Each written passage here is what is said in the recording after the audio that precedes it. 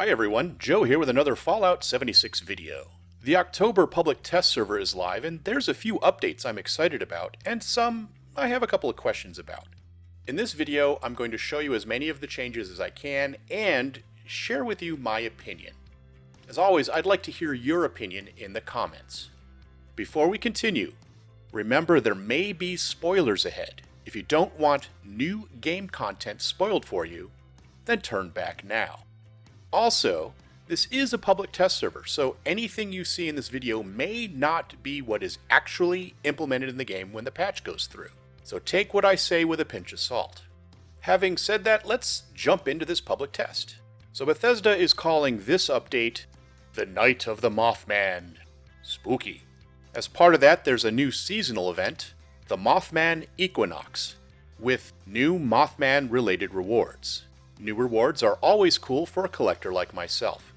The background footage in this video is from that event, and I have to say that it isn't the easiest if you're trying to complete it with only 3 other players.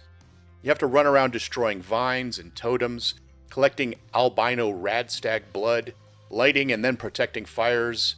All in all, it's a pretty good event. During the event, you can find cultist high priests running around in the wasteland, which are similar to the mole miner treasure hunters and the holiday scorch that we've seen before. Hunt them down and get rewards. I'm showing off one set of rewards you can get with this outfit. Bethesda is also tweaking public events, such as the frequency of events, the difficulty of the events, bug fixes, etc. These changes should make these events more playable and hopefully more fun. Running through them real quick, Bethesda is changing the cooldown timer and tying the timer to time in real life so that we'll see more consistency in when events pop. While the events will be randomized, we shouldn't see them twice in a row. This could be good, this could be bad, depending on how often and which events you want to see. We'll be able to see the rewards for each event before joining, which is handy. They're fixing the campfire timer in the Campfire Tales event, which should make it easier to complete. They're making the Brahmin more resilient and free range, which should make it easier to get max rewards. They're shortening Line in the Sand to 10 minutes and changing the enemy wave timer. I'm not so sure about this one since I use it as a power leveling event, but there are other ways to power level. They're lowering the food collection requirement in Project Paradise, and the friendly creatures that spawn will also be more resilient, which will hopefully make it a more popular event. They're lowering the ore collection requirement in Radiation Rumble and making the scavengers more resilient. And they're also making it so the event doesn't end as soon as the ore is collected. That way we can still get the better rewards and still use the event for power leveling, but it isn't quite so difficult to get the rare rewards. I like this change. They're putting in some bug fixes and changing wave timers in Swarm of Suitors, which is good because I very rarely see people doing that event. And they're making the pipes stronger and fixing enemy waves in the Tea Time event. I like most of these changes.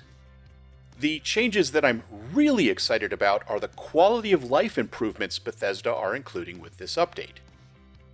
Bethesda is updating enemy corpse looting by making it easier to find the corpses by highlighting them. As you can see, the corpse here has a faint glowing outline, which is really handy. We'll also be able to loot all nearby corpses without having to dig through piles of enemies hoping to find the one legendary at the bottom of the pile. Just being in sight of a legendary enemy when it's killed by a teammate will be enough to let us loot it. Similarly, if you're in sight of an enemy when a team player kills it, you'll get a share of the XP, which could encourage more team play. In my opinion, anything that encourages team play is a good thing. But it could also encourage people to show up to events like Scorched Earth and just sit there, waiting for the Queen to die without participating. That could make it much harder for everyone else. They're adding a new tab in the Camp Build menu labeled New.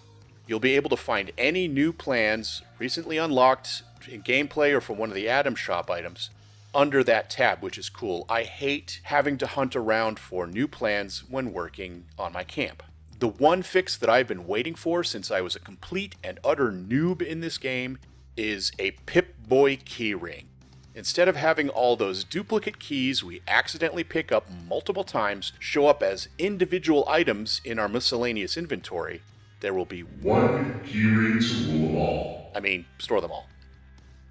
They're also giving us a way to change the colorization of the Pip-Boy menu with sliders in the display settings. I can see this being a great idea for colorblind players, but otherwise, meh.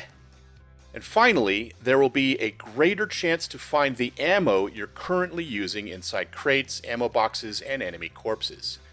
This is really cool for low-level players who have a hard time keeping ammo stocked. I did try to see if this also affected ultrasight ammo, but it doesn't seem to.